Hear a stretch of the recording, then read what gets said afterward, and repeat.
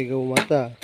આપ જોઈ રહ્યા છો એ પ્રમાણે બીલીના પાંદડાની ચટણી તૈયાર થઈ ગઈ છે। હવે કરણ પીળા ફૂલવાળી આવે એના ડાળીની ચટણી તૈયાર થઈ રહી છે। પપૈયાના પાનની ચટણી, એ માટે પપૈયાના પાંદડાનું ડાળી સાથે કટિંગ કરી રહ્યા છીએ।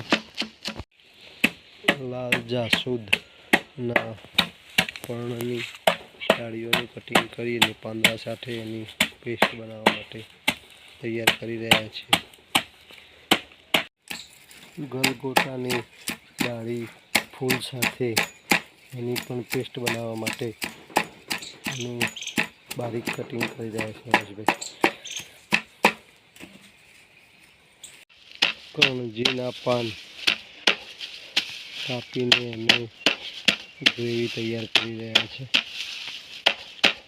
રામભૂમિ પ્રાકૃતિક મોડેલ ફાર્મ, સાવિત્રી, તાલુકો જયગામ, જિલ્લો ગાંધીનગર। આ રીતે 10 પાણી અર્ક 50 લીટર બનાવવા માટે ડ્રમની અંદર તૈયાર થઈ ગયું છે। આની અંદર સાંજે આદુની અને મરચાંની પેસ્ટ ઉમેરવામાં આવશે। આ પ્રમાણે 50 લીટરના પીપની અંદર દેશી ગીર ગાયનું ગોબર, 10 પાણી અર્ક એટલે કે 10 અલગ અલગ વનસ્પતિઓમાંથી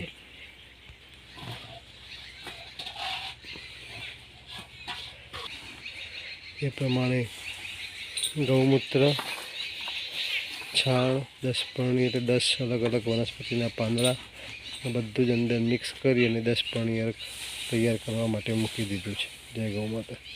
ગૌમૂત્ર મિક્સ કરવામાં આવી રહ્યું છે।